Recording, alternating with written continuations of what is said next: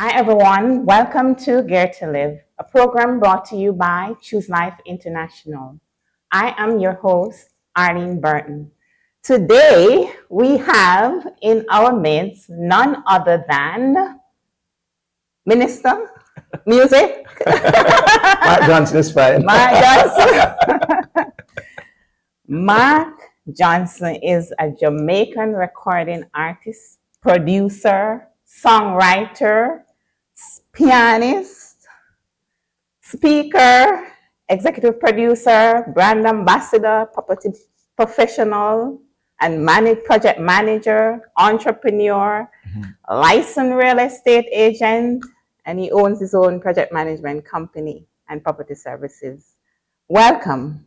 Thank you so much for having me. But before we continue with our guest, who will be sharing some information with us about his life and otherwise, we'll take a break and be right back.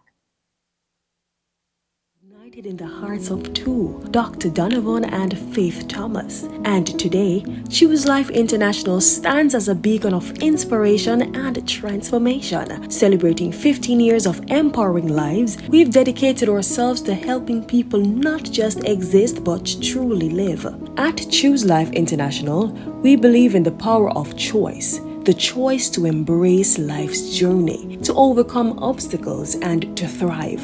For the past 15 years, we've been there for you, providing the support and guidance you need to break free from all limitations. Our dedicated team of mentors, counselors, and volunteers has been the driving force behind our success. Together, we have seen countless lives being transformed. We have witnessed the strength of emerges when we choose life, not just once, but every single day. Through stories of resilience, stories of triumph, and stories of change, we have learned that every life is a story worth celebrating. With Choose Life International, you're never alone on your journey. As we celebrate 15 years, we're not just looking back, but forward to the countless lives we will continue to impact. We implore you to choose life, to be a part of our mission to make the world a brighter, more vibrant place. As we look back on the years, we recognize that God has given us the opportunity to be able to touch lives. Yes, helping people live has been more than just a slogan. We can remember those days of the many people who were suicidal and have gotten help. When I met Dr. Thomas, I was, I believe, 14, around that age, and I was dealing with suicidal issues because of everything that was happening in my life at the time. But to be honest with you, I don't see CLI as therapy. I'd like to think of it as a program which helps you to live. I have seen lives change. I've seen hope restored. This is such a significant work, and I believe that what we are intending to do as we go global is going to be even more monumental. We are here for purpose. Every person on the planet is here for purpose. And you may feel that you don't have any purpose, but I am here to tell you that you are born for purpose and you can live. You can choose life because there is a purpose for you to exist. And I want to encourage you to choose life. Here's the 15 years of transformation and many more to come. Welcome back. Today we have with us the one and only Mark Johnson. And Mark is a Jamaican recording artist, producer, songwriter, pianist, speaker, executive producer, professional property management personnel, entrepreneur, brand ambassador, and the list goes on. And we'll hear more about that. Welcome, Mark. It is so great to have you. It's really a privilege for me to have you here. And it's been a long time. I think it's way before COVID that we last spoke. Right. But we were communicating because you kept sending me stuff. about what you were doing, and I saw the progress and everything that was going on in your life. So it's so great having you here to share with us. Thank you so much for having me. Tell me something. Where were you born? What was life like for you in your very early and tender years? So I'm an only child. Really? Yes, I'm an only child. Okay. I mean, I grew when I was very small. I mean, like probably younger than 10. I used to spend a lot of time alone, just by myself reading. I used to create my own toys. Okay, I used to amuse myself. So one of the things that I remember most was converting my bed into a small city, right? So I'd use markers and pencils to form out roads and different buildings. Use like boxes and so on to create buildings. And I used to have some little toy cars that you drive along. And somehow I just imagined creating cities. Not sure where that came from. I know though that from a very tender age I wanted to be an architect. Okay. Yeah, I wanted to be an architect. So there's that creative side to me from very early. So I used to spend a lot of time alone reading. I used to love reading. I still do. I'm not reading as much as I should, I must admit. Okay. But I used to love to read and yeah, just play in the yard and just amuse myself. As I said, I was an only child until later years when I started connecting more with my two cousins. They were like the brother and sister that I never had. Okay. And so, used to go to school together. My cousin and I were in the same class. That's the boy. So it's a boy and a girl. So Ian is like the brother I never had, right? Okay. So we're like inseparable. So I can see where that property management passion quite possibly started from then, yes. Like it was planted before you were born. Probably. Great. So tell me, when did you come to know the Lord as your personal Savior? At what point? It was in 1998. I was 19. My dad used to take my cousin and I for driving lessons on the Palisades Strip. And I remember so it was on a Sunday morning, a car, it was my cousin's turn. So I was just sitting in the back seat and he was driving. And a car just out of nowhere just slammed in the back of ours. And I was born and raised in the church, and so I've always been aware of the importance of surrendering my life to the Lord. But but at that point I realized that had I died, I would have not had an opportunity to commit my life to the Lord before. And so it was the 15th of July. It was a Wednesday night. The 15th of July at about 8 o'clock in the night. I was retiring to bed. And at that point, I just decided, to surrender my life to the Lord right there and then. But what really influenced that decision was I had a summer job that year at Jamaica Packaging, and my supervisor, Mr. Keith Logan, big up Keith Logan, man. That guy was the very, very first Christian I saw up to that point who was so passionate about the Lord. He's always talking about Jesus. He's always talking about the end times and spending eternity with God. And I thought to myself that I want to know that Jesus. You know what I mean? I was born and raised in the church, but that passion, that excitement really is what pushed me in that direction, and then the accident just sealed it off. So he set an example for you. Definitely. You got a model. Yep. So, but at such a young age, and lots of things are going on. Some people say they don't live any life as yet. Did you think at any point that you were missing out on anything? Well, I was very aware of what I was missing and would continue to miss out on. As I said, born and raised in the church, I knew right from wrong. I understood the pleasures of the world, especially because at that time of my life, I started experiencing the pleasures of the world. I was age 19, I believe. Somebody kind of broke out a little bit. Okay. Yeah, they kind of broke out. So I knew. But at that point, a sense of eternity and a sense of purpose was outweighing the desire for pleasure. And I recognized that, it's really, you have to choose. And so it's what the prayer that I said to the Lord that night was, God, I know it's going to be difficult, but I'm just trusting you to give me the strength to carry me through.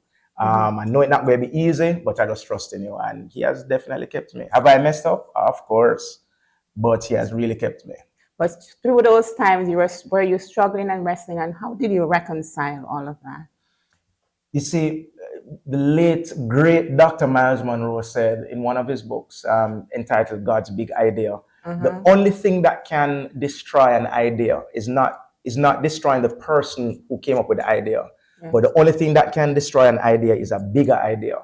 Okay. And so when I go through my struggles, what I seek to do is to increase what I know about God and my relationship with Him, because over the years I've recognized that the more you know about God, the more you know about the relationship and the dynamics of walking the faith life, the more you know is the more equipped and empowered you are to overcome them. And especially in later years, the deeper revelations I get is the more I'm able to see the other side of the challenge. Be it temptation, be it persecution, whatever it is. When we increase in revelation of God and His Word and who we are and the authority that we carry as believers, you realize that the mountains are not really so big. You know, I'm not saying that life is a walk in the park, but when you're equipped with truth, it informs your perception of what you're seeing and what you're experiencing. And so now, and over the years, what I no longer trust what I see, what I hear, and what I feel. I trust what I know. And that is why I pursue knowing God more and more. Because, like, for example, so if you think about it, each time we sin, it's because it's a decision we make, you know. When we sin, we decide to sin. And we decide to sin because we feel like in that moment, that's the only option I have. Or, no matter how long it takes. Yeah. A minute, a moment. You know, it's that decision that, boy, I have to do this because I have to satisfy this thirst or this crave or this urge, or I have to satisfy something. And the reason why we believe that is because we don't have enough information and revelation about the situation. You know what I mean? I could go on and on about that, but look here, that has been one of the most powerful things for me. And it's so important to live in knowledge and not from feelings and emotions. So you seem to have this strong conviction about God. So you're not sell out. That's one of his sounds. So you said you had this mantle. We are created by God. Like God, for God, we are Imago Dei. Imago Dei, Latin for image of God. Image of God. Right. And that's one of your songs. Right. Your message, love like God, lead by serving, and live towards eternity. Right. My food is to do the King's will and to complete His work. Unpack it for us. Definitely. So John 4:34, Jesus is saying, my food is to do the will of Him who sent me and to complete His work. And when you think about what food is, it's what gives us, it's what sustains our bodies. It's what nourishes us and gives us strength. And it's amazing how He likens doing the will of His Father and completing His work to food. The other scripture that comes to mind quickly is man shall not live by bread alone. Man shall not live by bread alone, but by every word that proceedeth from the mouth of God. And when I put those two scriptures together, what they both say to me is the most important thing in life is not house, car, land, getting married, having kids, and those things are important. Money is important. But the most important thing is fulfilling the reason why we are here. What is God's will for your life? We're not here just because our parents got together. We're not here because a mistake happened or, whatever. We're not here because somebody decided that we ought to be born, that they want to have a child. We're here because God has written our lives beforehand. He has spoken of us before, and so He has created us to fulfill that which He has already intended for us. So if we live a life and miss doing that, we would have failed at life. I don't care. You could have become the greatest doctor in the world with the most iconic inventions in medicine and medicinal breakthroughs and technology. I don't care. If God designed you to be a Sunday school teacher and you became the greatest athlete the world has ever seen, you'd have failed at life. You'd 100%. Because if God designed you to be a phone and you choose to be a laptop, you missed your purpose. Would you have added value to people's lives? Of course you would have. Would you have blessed people? Would you have achieved great things? Of course. But would you have failed or succeeded at life? And you'd have failed. Because at the end of the day, at the white throne judgment, God is going to pass all our works through the fire. And it is what aligns with His will and purpose that will stand. So that's a big deal for me because from very early, and I can't attribute it to one event or a teaching or anything, but from very early, I had a very strong sense of purpose, a very strong sense of I am not here just to do what I want. You know what I mean? Yeah. And so from a very tender age, I always saw myself on a stage with a microphone in front of a large crowd. And so when I started my musical journey, my very first studio session, the producer said, "You can't sing. Go back to playing the piano. No bother waste your time." He never meant ill, you know. He just meant the best for the band because I was in a band. Yeah. And at that time, truly, I was not the strongest lead vocalist for the band. However, because I remember what God planted in my heart from me a pitney, Yeah. right away I signed up for vocal training and the whole 9 yards. The following year I released my first single in 3 countries. So take a pause. Sure. What was planted in your heart?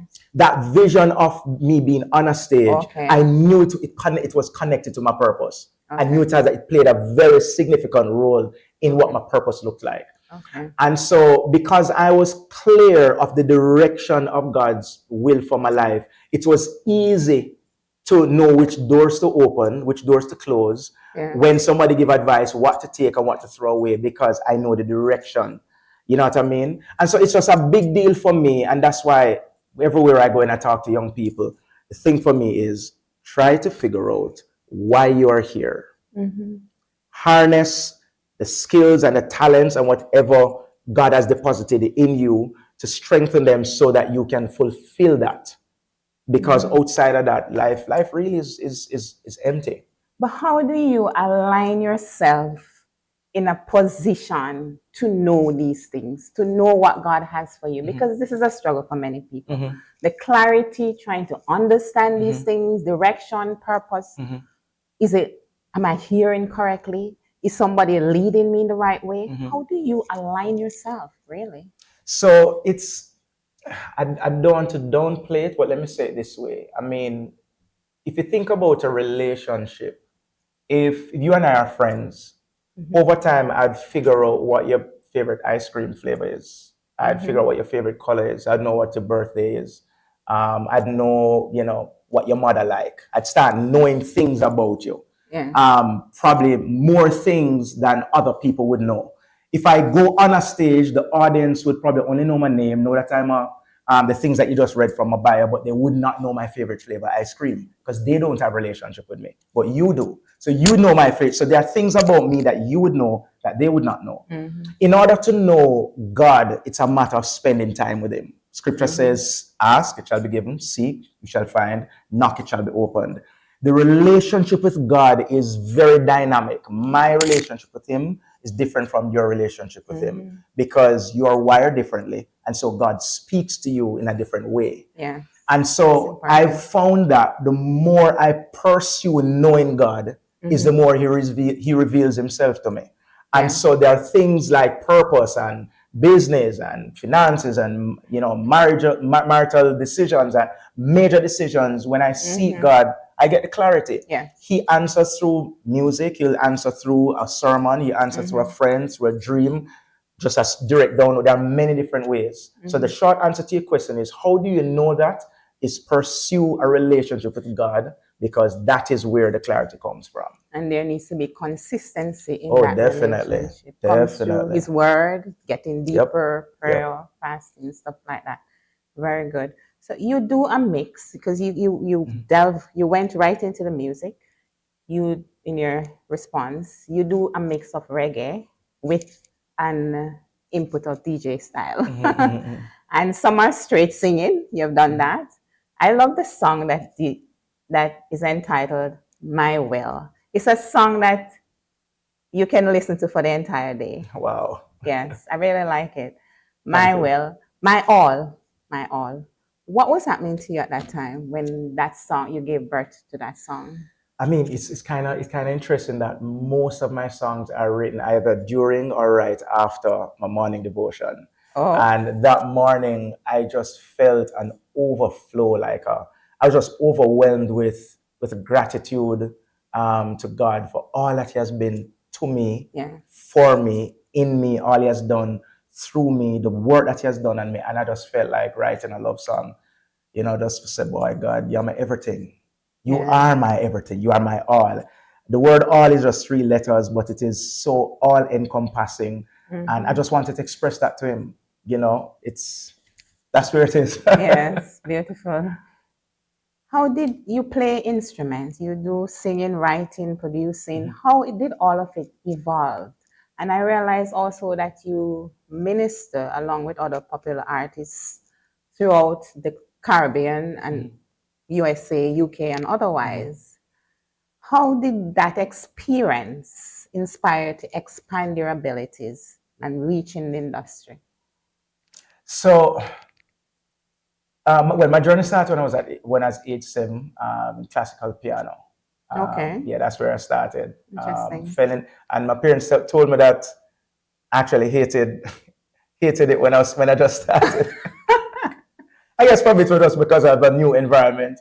But soon after fell in love with the instrument. Imagine from classic to So and the funny thing about it is that when I was practicing for exams, because I had to sit exams, I went up to grade 5. Yeah. So, and I used to get distinction. So I was like the distinction baby in the class, right? Okay. So I remember whenever I was practicing for exams, I'd always reggae the classical pieces. So my teacher not looking, or she probably gone somewhere else in the studio to do something, I'd start playing the classical music in the reggae style. I would just show, "Man, practice the thing properly." She knows you. Excuse me.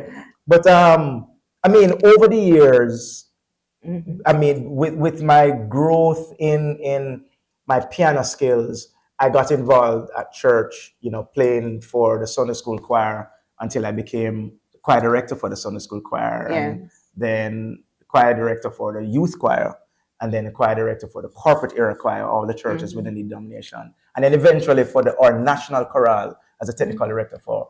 And then I started playing for church as well.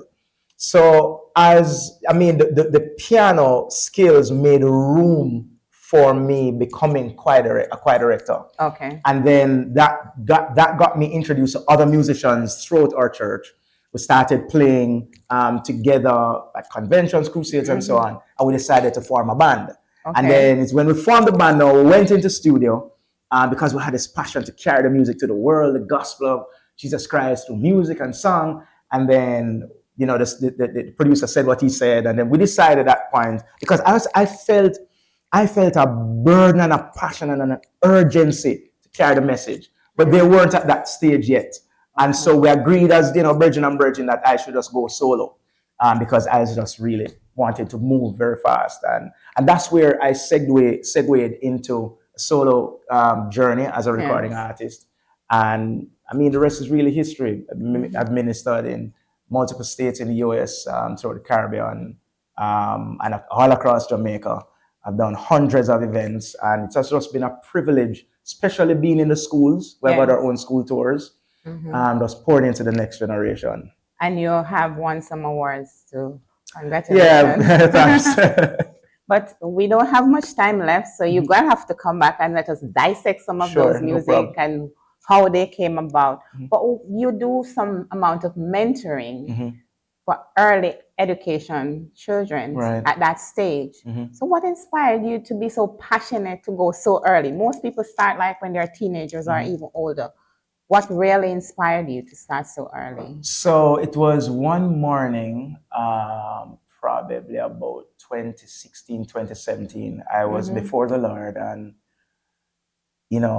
just pouring out to him my heart for the next generation and wanting to, to play my part in guiding them. And he said to me that, "Mark, to change a nation," this is where his exact words, "to change a nation, you must go after its boys."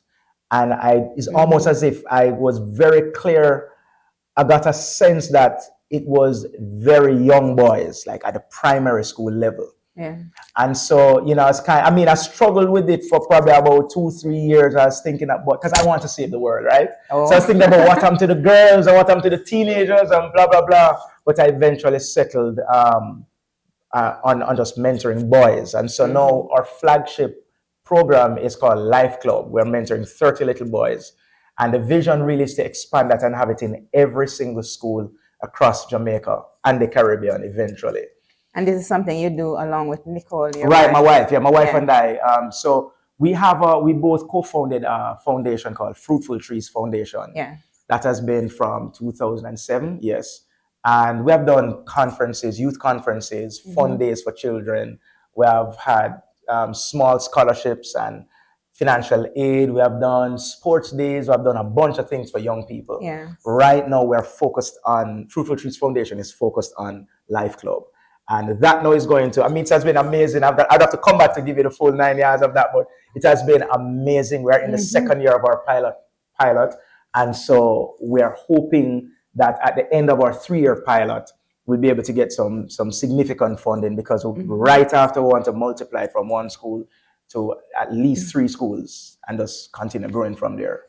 Wonderful. It is important for us to focus on our boys, but you have been involved in different types of ministry. It's like you're like a tree that has different branches.